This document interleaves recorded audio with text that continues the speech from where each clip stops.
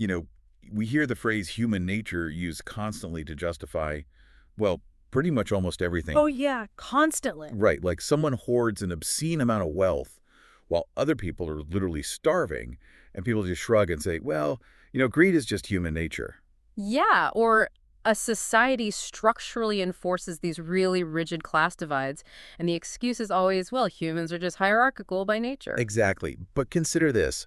What if, and this is a massive what if for you listening right now, Mm. what if for the last 2,500 years, human civilization has actually been running on a totally corrupted operating system? A malicious code, basically. Right. What if this fuzzy, universally accepted concept of human nature is actually the most successful piece of malicious code ever written? Hmm. So today, we're undertaking a massive deep dive into our own baseline engineering. And we're going deep into the structural reality of this. Okay. We really are. We are looking at a foundational text today, specifically Surah Ar-Rum, Ayat 30. But, and this is crucial, we are aggressively stripping away all the centuries of, theological sentimentality. None of the usual spiritual fluff. None of it. We're going to examine this text strictly through the analytical, systems-level lens of the thinker G.A. Parwes. And the mission of this exploration is to completely dismantle the idea of religion as this spiritual add-on and re-examine it as a literal engineering manual for civilizational survival. Which requires a total paradigm shift. I mean, if you really want to understand Parwes' framework, you have to approach this text exactly as a systems engineer would approach a highly complex piece of hardware. Okay, lay that out for us. So think about when a server farm goes down, or, I don't know, a specialized aerospace drone fails in midair. The engineers don't consult their feelings, right? No, they don't sit around and, meditate on the drone's aura. Exactly. They don't invent new operational thresholds based on cultural guesswork. Yeah. They immediately go back to the factory design specifications. They read the original manual. Because if you operate any system outside of its design parameters, it degrades and it fails. It's just a structural reality. Right. There is no sentimental middle ground where the machine appreciates your good intentions. The universe does not negotiate with bad engineering. Wow, the universe does not negotiate with bad engineering. I love that. Yeah, but the crazy thing is, when it comes to the most complex system on the entire planet, which is the human being, we completely ignore the manual. We just wing it. We totally wing it. Yeah. We assume we possess this inherent, fuzzy human nature that will just magically guide us to the right outcome. Which Parwes argues is a devastating assumption, right? Right. So if we look at Ayat 30, the text gives this very specific, very direct command. It says, so set your face toward the Deen, as a Hanif, the Fitra of God, upon which he has originated humanity. And we have to stop right there because the traditional reading of that is where the whole thing goes off the rails. Right, because the Orthodox reading, which has been repeated for centuries, claims this means every child is born automatically adopting the religion of Islam. Like there's this innate, magical, pre-installed theological switch turned on at birth, and it's just society that corrupts it. Yeah, that highly romanticized view. Exactly. But Parwes' systemic analysis just completely shatters that view. He fundamentally redefines the terminology. He pulls it entirely out of the realm of mysticism and puts it into structural realities. So let's break down that terminology systematically. Let's start with Fitra. Okay, so in Parwes' framework, Fitra is absolutely not a fuzzy religious feeling. It is not some pre-installed theological belief system that a toddler is passively carrying around in their brain. Right. Fitra is the factory specification. It represents the original design parameters and the structural capacity built into the human system at the absolute moment of manufacture. So it's the raw hardware capability. Exactly, it's the hardware. Okay, and the word Deen, in this context, that's not a set of private spiritual rituals. Absolutely not. Deen is the operational system itself. It is the comprehensive external framework required to conduct human life without causing a massive system crash. So Fitra is the hardware, Deen is the OS. You've got it. And the word Hanif, which is also in that verse, means being perfectly singularly aligned or focused. It implies zero deviation from the required parameters. Okay, so bringing it all together, the command at Ayat 30 is not like a recruitment pitch to join a specific religious club. No, it's a strict engineering directive. It's saying, return your focus entirely to the original design parameters you were built with and utilize the correct operating system so that your civilization can actually function without literally tearing itself apart. Okay, but wait, I have to play devil's advocate here. I want to push back on this premise. Go for it. Are we really saying there is absolutely no internal biological baseline for morality? Because I mean, what about developmental psychology? You see toddlers demonstrating basic empathy, right? They share toys, they seem to recognize fairness. Isn't that a form of innate goodness? Doesn't that contradict this whole idea that we don't have a pre-installed moral app? It's a really common pushback, but we have to make a critical distinction here. What you are observing in toddlers is evolutionary reciprocal altruism. Okay, meaning what? Meaning it is a biological survival mechanism. It's a rudimentary form of pack cohesion. It is absolutely not a complex framework for civilizational justice. Ah, okay, so it's about not getting kicked out of the tribe, basically. Exactly. To prove that humans do not default to high-minded civilization or innate religion, the sources Parwez uses rely on actual empirical historical case studies. Oh, right, the Wolf Boy example. Yes, the famous Wolf Boy case from the United Provinces of India just prior to partition. I remember reading about this. This was the mid-century case where a child was actually found living with a pack of wolves in the jungle. Yeah. It was a boy, roughly 6 or 7 years old, who had been taken by wolves as an infant. He survived, and he was later recovered and extensively examined by doctors at a major clinic. Okay, so let's apply the traditional theory to this kid. Right. If Jean-Jacques Rousseau's idea of the noble savage was correct, or if the traditional clerics were right, that a human child untouched by corrupt society naturally defaults to an innate divine religious nature. Then this boy should have been like a pristine example of human goodness. He should have been a philosopher. He should have had perfect spiritual clarity. But he wasn't sitting in the forest meditating on the cosmos, right? He wasn't formulating theories of equity and justice. Not at all. The doctors observed that he walked strictly on all fours. Always. Wow. He communicated solely with animalistic grunts and howls. He completely refused cooked food, and he ate raw meat directly with his mouth, tearing it exactly like a wolf. So he didn't even use his hands to eat. No, he was, for all practical purposes, a wolf operating within a human biological shell. That is just wild. But it's a vital data point for Parwez's thesis.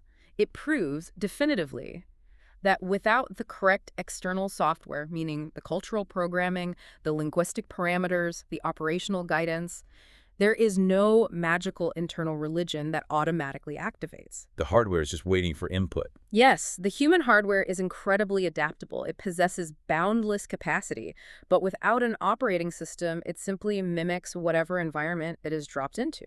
Okay, so if we strip away the myth of the noble savage, and we accept that this wolf boy proves we are highly adaptable hardware waiting for code, we still have to define what this hardware actually is. What is the factory setting? Right, what does Fitra actually mean structurally? Exactly, and to figure that out, the source insists we have to bypass centuries of bad translations. We have to look at the raw source code of the Arabic language itself, specifically the root word behind Fitra, which is FTR. Let's get into the mechanics of that linguistics. The linguistic deep dive is really where the structural genius of the text becomes apparent. So the root FTR means to split, to originate, or to break something open from absolute nothingness. From nothingness. Yes.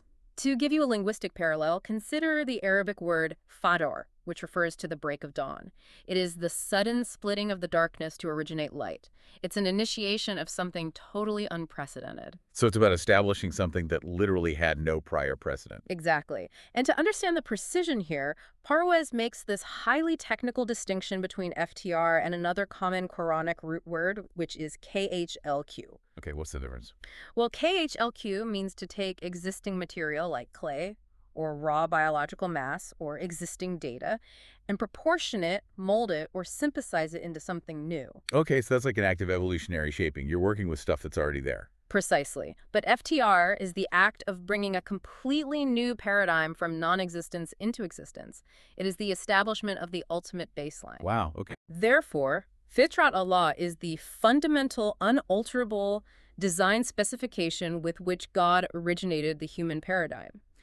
It is not just rearranged animal biology. It is a totally new category of existence. It's the foundational architecture. Mm. And the text immediately follows this up with a massive structural guarantee, right? Yeah. It says, La tabdila li khalqillah, There is no alteration in God's creation. meaning the spec is locked. Spec is locked. You cannot change the specification. You can suppress it, sure, you can ignore it. You can completely overlay it with centuries of cultural propaganda or superstitious rituals or highly exploitative socio-economic systems. Right. But you absolutely cannot delete the underlying design. The hardware's capacity and its operational requirements are permanently fixed by the manufacturer. Which brings us to a fascinating historical question.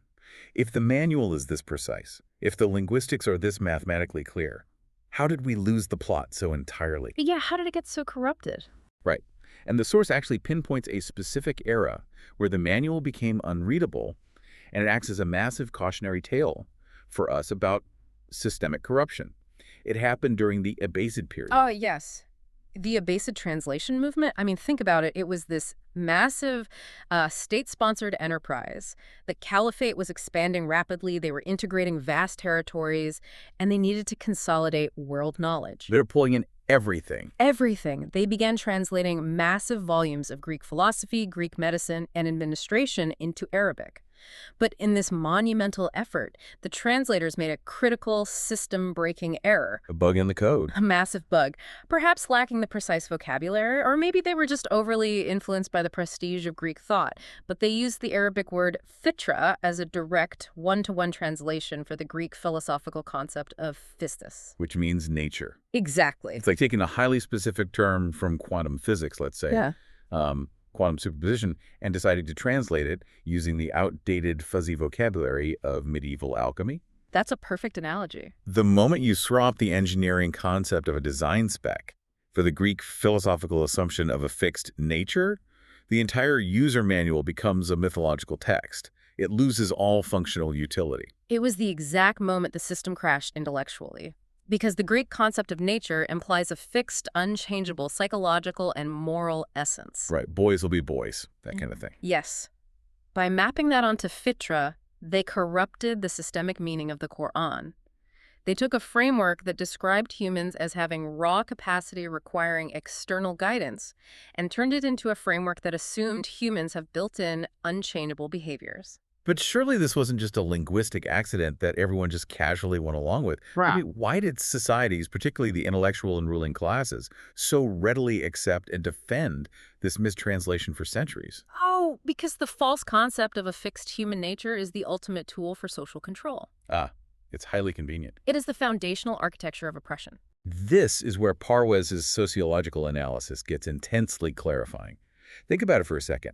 If you can convince a population that their specific behavior, their lower social standing, or the economic misery is just a byproduct of human nature, you instantly shut down all critical thought. You completely neutralize any demand for systemic change. Exactly. You can overlay an entirely artificial rigged system over a population, and you have the absolute audacity to pretend it's just the factory setting. Let's examine the historical receipts the source provides for this, because they are damning.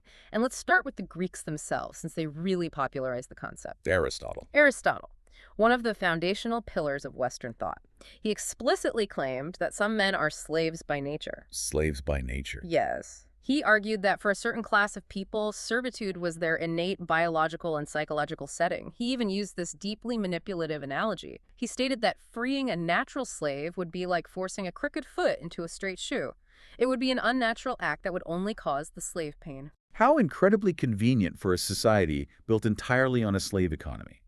I mean, Athens required a massive underclass of enslaved labor to function. You don't have to feel an ounce of guilt about subjugating another human being, extracting all their labor, and denying their humanity if you convince yourself and them that it's just their nature. Right. You aren't oppressing them. You are just keeping them in their proper biological lane. It's an intellectual alibi. It is systemic violence disguised as natural law.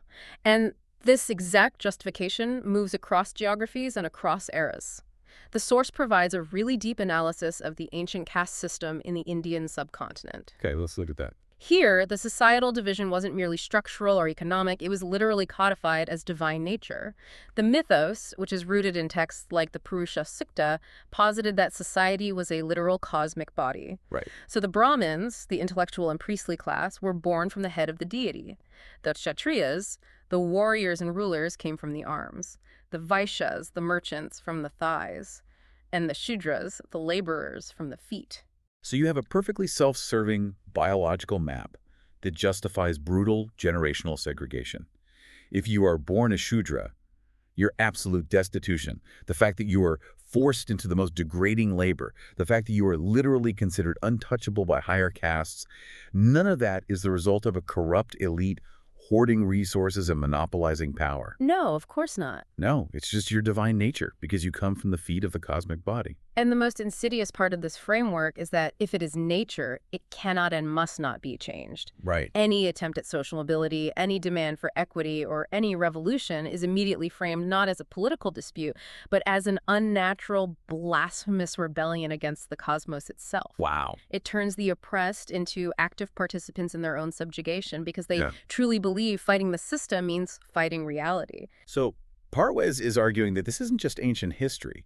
We can't just point at Aristotle or ancient empires and say, well, they needed those philosophical crutches, but our modern economic structures are built on math and efficiency and Enlightenment values. No, he doesn't let modernity off the hook at all. He applies this exact same critique to our current world, doesn't he?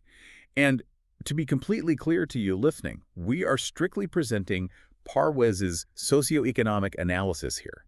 We are examining his framework, not taking a partisan political side. Right, purely analytical. Yes, the source argues that the modern capitalist system operates on this exact same intellectual fallacy. Okay, how so?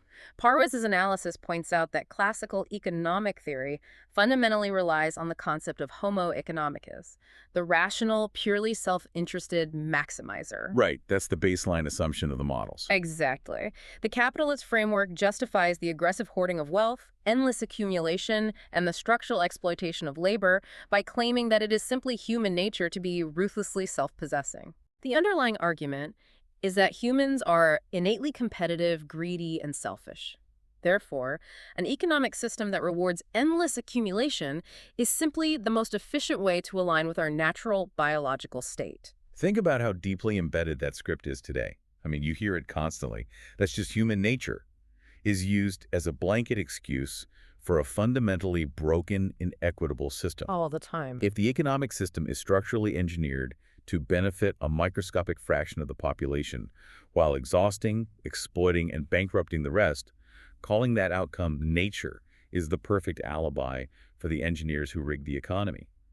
It entirely absolves them of all moral and structural responsibility. It is a brilliant, highly malicious piece of cultural code. It convinces the user base that the massive glitches in the system, poverty, extreme inequality, environmental degradation, are actually just unavoidable features of the hardware. It's a feature, not a bug. Exactly. Right. But Parwes argues this is entirely false. This aggressive hoarding is absolutely not the fitra. It is the symptom of a system running wildly out of specification. Okay, so this brings up a crucial question. If human nature is a fixed set of predictable behaviors, whether that's being a natural slave, a natural laborer, or a naturally greedy hoarder, if all of that is a fabricated lie used for control, what actually is hardwired into us? That's the core question. We established that fitra is the capacity, the hardware. But what are the actual components of this hardware if it isn't a set behavior? To understand the actual hardware components, the source explores the biological and evolutionary connection between humans and animals. This is where we get into the real hardware versus software problem. Okay, lay out the hardware baseline. On a purely physical developmental level, human life shares the exact same biological baseline as animal life. Right, we are biological machines. We require caloric fuel, we require sleep, we process oxygen, we expel waste. Yes, and crucially, we share three core biological instincts, the foundational hardware programming, with the rest of the animal kingdom. What are they? First, the instinct of self-preservation. When faced with a physical threat, your nervous system will instinctively react to survive, fight or flight. Right, basic survival. Second, the instinct of self-aggression. Now, this doesn't necessarily mean mindless violence. It means the biological drive to overpower an obstacle or outcompete a rival in order to secure the resources necessary to survive. Okay, securing the perimeter, getting the food. Exactly. And third, self-procreation, the drive to continue the species. All right, so a lion hunting on the savannah has those exact three drives, and a human being sitting in a corporate boardroom has those exact three drives. At what precise point do our systems diverge? They diverge at the point of capacity. Explain that. Animal hardware is strictly, permanently limited by its physical body and its environment. A lion operates purely on those three instincts, but its capacity to execute them is bounded by the laws of physics. A lion can only kill what its physical claws and teeth can reach within a certain radius. More importantly, when its stomach is full, the self-preservation drive is biochemically satisfied, and the lion stops killing. It just goes to sleep under a tree. Exactly. Its capacity for destruction is inherently limited by its biology. It has an automatic built-in shut-off valve. But humans, we do not have that shut-off valve.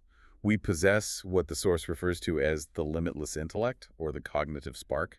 We are the only entity in the known universe where the cognitive capacity is entirely unbounded by our immediate physical reality. Exactly. We have the exact same base animal instincts, survival, aggression, procreation, but they are coupled with an infinite intellectual capacity. It's a massive multiplier. It is. Contrast the highly limited, localized destruction of a satiated lion with the destructive capability of a human being. A human's intellect allows them to synthesize mathematics, physics, and metallurgy to build an atom bomb. A human, driven by the instinct for self-preservation or aggression, can kill hundreds of thousands of people from a continent away with the push of a single button. The hardware is the same, but the multiplier effect of the intellect makes the outcome unrecognizable. And regarding the lion's stomach being full, human greed operates on a completely different, almost psychotic scale. The source uses a very specific Quranic term for this, halwa. Right, let's unpack that. Yes, halwa is a profound systemic concept in this analysis. It refers to a state of being insatiably anxious, impatient, and greedy. Insatiably anxious. Yes. An animal stops accumulating when it has enough calories to survive the day. A human being, however, driven by their limitless intellect, which is constantly projecting into an infinite future, can have $1 billion in the bank. Right. They can possess enough resources to feed, house, and protect their family for 1,000 generations. And yet, they will still crave more. They will still feel anxious about losing it. Their psychological stomach is never, ever full. The intellect completely removes the biological boundary of satisfaction. I look at it like this. Tell me if this works. Animals are like bumper cars at an amusement park. They operate on biological drives, they bump into each other, they compete for space, and they cause a little bit of localized friction. Right. But they can only do so much damage because their speed is capped, their mass is small, and they are confined to a very specific, limited track. Humans are like someone taking a bumper car, strapping a military-grade jet engine to the back of it, filling it with highly combustible fuel, and completely ripping off the steering wheel. That is exactly. Limitless capability, driven by raw instinct, without external limits, equals absolute catastrophe. That analogy perfectly captures the structural danger of the human condition. You have boundless energy generated by the intellect, driven by animal instincts, with zero built-in limits. It's terrifying when you think about it. It is, and this structural danger, this jet engine on a bumper car, brings us to a massive theological contradiction that Parwes identifies in the source text. It is a bug in the traditional logic, so big, so glaring, that it entirely crashes the orthodox interpretation of religion. This was the part of the analysis that completely rewired how I view these texts. Okay, so we've established the traditional religious logic. Right. Orthodox traditionalists claim that humans are born purely on God's nature, the Fitra. Right. They believe that Fitra is a literal reflection of divine attributes, and that if left completely to their own devices, untouched by a corrupt society, humans will naturally default to being good and pious. Yes, this is the prevailing assumption that Fitra equals God's literal nature, and therefore humans are innately pure. But Parwes lays out a devastating logical proof, drawn straight from the Quranic text itself, to completely destroy this assumption. Okay, break down the mechanics of this proof for us. Right. Because it's brilliant. So the Quran uses a highly specific term for the human being when they're operating solely on their raw, unguided hardware, when the jet engine is running without the steering wheel, devoid of the external operating manual. What's the term? That term is al-insan. Now, we have to look closely at how the text describes al-insan. It is incredibly harsh, and it uses highly precise engineering terms of failure. It explicitly describes the unguided human system as jalum, which means fundamentally unjust, placing things outside of their proper systemic order. It describes them as kafar ungrateful, actively burying or suppressing the truth. It doesn't sound very divine. Not at all. It calls them kasimun mubin, a clear disputer, constantly generating internal and external friction. It labels the unguided system as a jula, incredibly hasty, lacking the patience for systemic stability. Wow. It calls them Katur as stingy, hoarding resources. And finally, Halua, insatiably greedy, as we just discussed. So just to be clear, the raw, unguided human system operating on instinct plus intellect naturally defaults to being unjust, hasty, stingy, and greedy. Correct. Those are the text's own definitions. Now, apply the traditional orthodox logic to those facts. Oh, I see where this is going. If traditionalists claim that humans are born exactly on God's fitra, and they strictly define fitra as God's literal nature or personality traits, then logically, what are they claiming? They're claiming that God is hasty, stingy, unjust, and insatiably greedy. Exactly. It creates a fatal logical loop. If unguided al-insan equals God's nature, and al-insan is defined by the text as stingy and unjust, then you have just attributed the absolute worst, most destructive human traits directly to the divine. The entire theological system just collapses in on itself. It completely implodes. That is a massive aha moment. It proves, mathematically almost, that Fitratullah simply cannot mean God's literal personality traits or innate divine goodness. Yeah. It has to mean the design parameters he established for the system, not his personal attributes. Exactly. The fitra is the blueprint of capacity, not the architect's personality. And because the fitra is just a blueprint of boundless capacity like a blank, highly powerful processor, humans possess absolutely no innate, universal moral compass for what is objectively good. Right.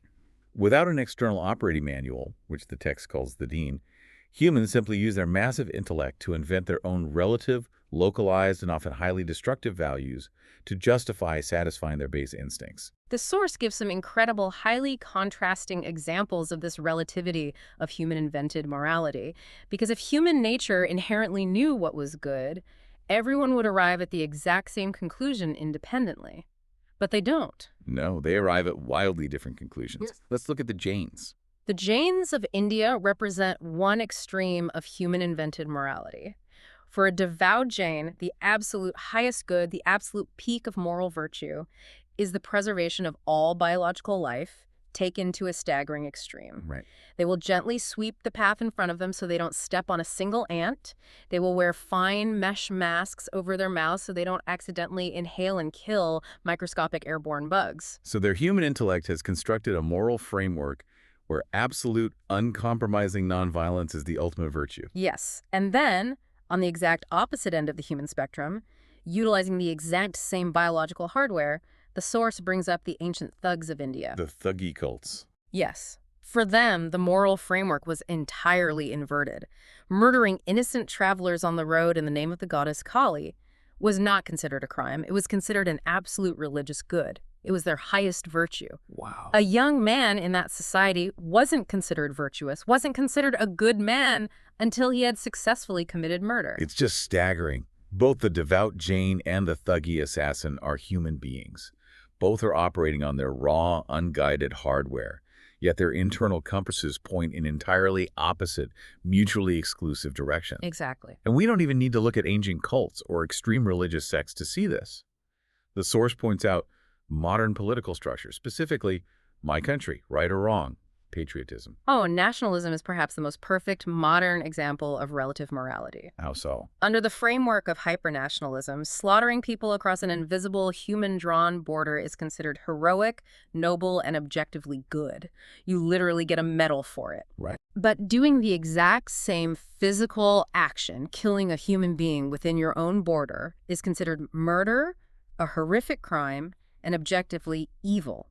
The action is identical, but the human-invented software dictates wildly different moral valences. Which proves definitively that humans cannot generate a universal, absolute standard of right and wrong from within their own biology. It's impossible. So, if the factory setting isn't a personality, and we clearly don't have an internal compass that naturally points to true north, how are we supposed to operate this jet-powered bumper car? We have to activate a specific mechanism. If you're just raw, boundless capacity driven by animal instincts, what is the mechanism for control? How do we actually steer? We have to activate what Parwes calls the engine of reason. This is the core cognitive instruction found in the very verse we are analyzing, Ayat 30. It says, Akrim wa shaka. Set your face. Now, typically people read that phrase in a religious text and immediately think it's a physical, ritualistic instruction, like turn your physical body toward a specific geographic location or a specific building to pray. But Parwes' systemic analysis argues it is a deeply cognitive instruction. It is not about physical posture. It is about intellectual orientation. Okay. The fitra, the hardware capacity, is hardwired. It is our unique capability for a rational, productive, self-governing existence. And this capacity is unlocked through a highly specific mechanism, choice. The Quranic terms for this are ikhtiyar and irada, free will, volition, and intent. But the verse contains a deeply tragic addendum, doesn't it? It says, fatarana humanity, but most people do not know. This is the tragedy of the human condition, laid bare in stark engineering terms. The capacity for rational choice EQR is present in every single human system, but millennia of priestcraft, superstition, elite manipulation, and intense social conditioning have completely buried it. Most people do not know. Akwamodaka means you must intentionally orient your analytical capacity or critical thinking strictly toward the original design specification. It is a command to actively stop letting cultural overlays, inherited traditions, and elite dogmas masquerade as the original truth. You know, sitting here listening to this, analyzing the sheer danger of having a limitless intellect coupled with free will, it begs a massive question. What's that? God could have made humans uniform. He could have made us all perfectly compliant, like a hive of bees or like the rest of the animal kingdom, where every system runs perfectly on instinct without the possibility of deviation. The source even mentions that God explicitly told the prophet, if God wanted, everyone would be uniform. But forced unity defeats the entire architectural purpose of the human system. Because there's no choice. Exactly. If you force a complex system to comply, it's not exercising ikhtiyar, it's just a complex automaton. The human system is entirely unique in the cosmos because it structurally requires voluntary alignment with the parameters. That has to be a choice. The external parameters, which the source identifies as wahi or divine revelation, are provided. The manual is there, but you have to choose to open it. You have to actively choose to follow it. Think about this for a second. You, listening right now, are the only entity in the known universe that can actively choose to operate outside its own design specifications. It's true. A tree cannot choose to stop photosynthesizing. It is biologically locked. A river cannot decide to flow uphill. It is bound by gravity. But you can choose to destroy your own system. You can choose to run malicious code. You have that power. The tragedy isn't that we are inherently broken or born sinful. The tragedy is that most people do not know they possess this choice. They don't know they are running malicious software installed by someone else, by their society, by corrupt economic elites, by blind tradition. And what happens when a system with limitless capability actively chooses to run outside its design specifications? Things break. The universe does not negotiate, and it does not care about your intentions. The laws of physics and the laws of sociology take over. This brings us to the structural core of Parwes' argument, a concept that completely redefines the nature of consequences. It is called the law or requital, or mukafat-e-amal. This is where we have to reframe the entire deeply entrenched concept of divine reward and punishment. We have to violently strip away the ancient imagery of, an angry deity sitting on a cloud, tallying up your sins on a clipboard and throwing lightning bolts at you when you mess up. That imagery is totally useless here. Mukafat-e-amal is purely about structural engineering consequences. It is the inescapable law of cause and effect applied to human action on a civilizational scale. Okay, so how does it work in practice? When a system operates within its design specification meaning, it uses the external parameters of wahi to guide its limitless intellect and manage its raw instincts. It performs exactly as designed. It yields benefit, structural justice, and productive cooperation. It creates a stable, thriving society. And when it is forced outside of spec? when you let raw, boundless instincts drive the intellect without any limits, or when you let a tiny elite hoard all the resources while the rest starve. The system degrades rapidly. It creates what the Quran calls fasad, a term that translates to systemic corruption, destruction, bloodshedding, and chaos. Facade. Yes, it is mechanical failure on a civilizational scale. It is the collapse of empires, the outbreak of world wars, the degradation of the biosphere. Like, okay, if you buy a high-performance vehicle that specifically requires unleaded gasoline, Yeah. and you decide, based on your own human reasoning or perhaps just sheer negligence, to fill the tank with diesel fuel. Right. When you drive down the highway, the engine is going to knock, sputter, seize up, and eventually die. Now, when you are standing on the side of the road with a blown engine, that is not the mechanic punishing you from afar. Mm-hmm. It is not the universe being angry at your moral failing. No. That is just mukafat amal. It's an engineering consequence. You violated the operational parameters of the engine and the engine failed. Exactly. The consequence is built into the action itself, and the source spends significant time analyzing the highly elaborate false solutions humans invent to deal with this engine knock. Because we feel it knocking. Because we absolutely feel the system failing. We feel the anxiety, the extreme inequality, the facade. But instead of returning to the manual and doing the hard work of realigning the system, we invent philosophical workarounds. Parwez analyzes the two major extremes humanity constantly oscillates between: asceticism and secularism.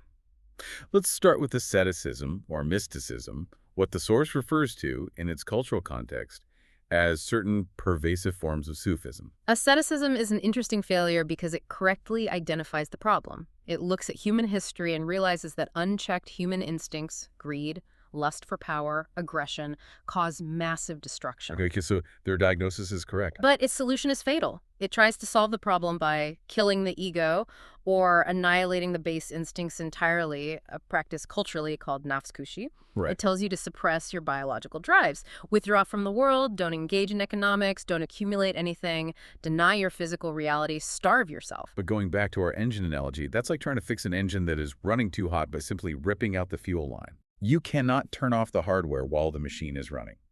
If you successfully destroy the instinct for self-preservation, or you completely suppress the drive for procreation, the human species physically ceases to exist. It's a system-terminating error disguised as spiritual purity. It is a profound misunderstanding of the hardware. You cannot build a thriving civilization if your highest ideal is actively withdrawing from it. Right. And on the exact opposite side of the spectrum, you have secularism. In Parwez's analysis, pure secularism correctly acknowledges that human instincts exist, that they are natural, and that they drive progress. Okay, so it embraces the fuel. But it makes a fatal error in the other direction. It removes any absolute external limits. It essentially says, let the engine run, satisfy every instinct however you want, maximize your self-interest, and we will just use human-made laws to negotiate the friction between individuals. But because human capacity is boundless, and because human-made laws are relative and easily manipulated by those with power, negotiating that friction purely based on relative ethics always fails. It always fails. It inevitably leads to the halua we discussed earlier, insatiable greed. It leads to monopolies, massive wealth inequality, exploitation, and eventually facade, catastrophic system failure. Secularism just lets the engine redline until it melts down. Neither ascetic suppression nor secular indulgence works because neither aligns with the fitra. The Deen, the operational system described in the text, does not ask you to kill your instincts, nor does it let them run wild. It provides guardrails. It provides the exact, precise operating limits required to utilize that immense, highly combustible fuel safely and productively. It provides the boundaries within which ikhtiar, your free will, can build a just civilization rather than destroy it. Okay, this brings us to what I think is the most awe-inspiring, paradigm-shifting part of this entire framework. The override. Yes. We've established that humans have these deeply ingrained biological drives, self-preservation being the absolute strongest, the prime directive of biology, and we have free will, ikhtiar. But there is one ultimate feature of this system that proves, beyond any mathematical or biological doubt, that humanity is unlike anything else in the universe. It's what I'd call the manual override. You were referring to the systemic concept of sacrifice, or shahadat. Yes.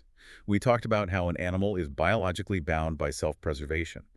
An animal can never intentionally choose to bypass its survival instinct for an abstract ideal. No, it's impossible. A lion will not starve itself to death to protest an unjust pride leader. A chimpanzee cannot commit suicide for a political cause. Biology simply does not allow it. That is biologically impossible for an animal because they lack ikhtiar. Their operating system is closed. But a human being, when properly aligned with the fitra and operating fully within the parameters of the Deen, can execute the ultimate override. How does that look systemically? A human intellect can recognize that the higher values of the system, justice, truth, equity, the survival of the broader human community, are actually far more important than their own individual, temporary biological hardware. They could consciously, rationally choose to sacrifice their own physical existence to ensure the software the values survives. This is the precise, systemic, structural definition of shahadat martyrdom, and we must violently strip away the cheap, highly politicized, often destructive use of this word in modern contexts. Oh, absolutely. It is not about dying for a sectarian religious club. It is not about nihilistic violence or throwing your life away in anger. It is the absolute ultimate exercise of ikhtiar.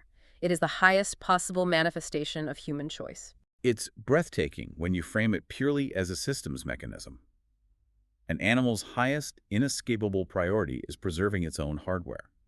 But a fully realized human being, operating at the peak of their design spec, can look at a corrupt system and say, my hardware is temporary and ultimately expendable. But the system of justice, the parameters of the Deen, are permanent. I will voluntarily spend my hardware to keep the system online for others. The source quotes the philosopher Muhammad Iqbal here, pointing out a profound systemic reality regarding this override. What did Iqbal say? Iqbal argues that giving up one's physical life voluntarily so that the broader human system and its higher values can survive actually grants the individual a form of permanent systemic life. Permanent life. Because in that moment of ultimate ikhtiar, they have fundamentally merged their temporary existence with the permanent, unalterable values of the universe. That is the absolute peak of the design specification. It's the moment the human system transcends its biological origins completely. It proves we are not just highly evolved apes, we are an entirely different category of existence, capable of overriding biology for the sake of truth. Exactly. So if we synthesize all of this, the linguistics, the sociology, the engineering metaphors, the concept of sacrifice, what do we ultimately have? We have a clear, highly actionable demarcation between what is permanent in the human experience and what changes. Yes, let's lay it out clearly. The prominent principle is the fitra. Right. The fitra is the baseline. It is undeletable, unalterable, and already installed in every human being.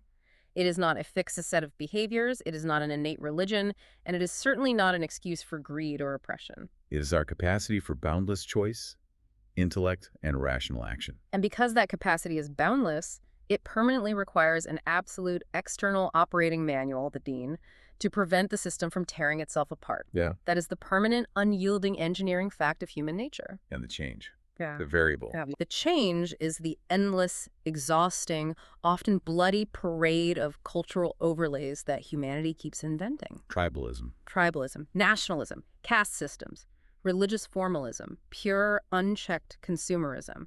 Every era produces new systems, new artificial scripts that arrogantly claim to improve upon the factory setting or capture true human nature. But they inevitably fail. All of them. And they fail for the exact same structural reason. They work against the underlying specification. Every single time. They either try to suppress the intellect through dogma, or kill the instincts through asceticism, or let the instincts run without limits through secular greed. They are just bad code. Exactly. Ayat 30 isn't a theological decree asking you to be pious or join a religion. It is arguably the most compact, devastatingly accurate statement of human systems engineering ever articulated. It demands that we look at the ruin around us, the massive economic disparity, the societal friction, the systemic failures, the endless wars over resources, and recognize that these are not the result of a flawed creation. They are not inevitable facts of life. No, they are the mukafat-e-amal, the strict engineering consequences of operating a limitless system outside of its manual. That's the bottom line. So, if the fitra isn't a religion you blindly inherit from your parents, but a factory setting of highly rational, self-governing capability that requires specific operational limits. Look around at your own life right now. Look at the cultural scripts you parrot without thinking. Look closely. Look at the economic anxieties driving your daily decisions. the hierarchies you accept as normal, and the traditions you blindly follow. Which of those are you accepting as just human nature? And what would actually happen to you and to society if you finally decided to perform a hard factory reset?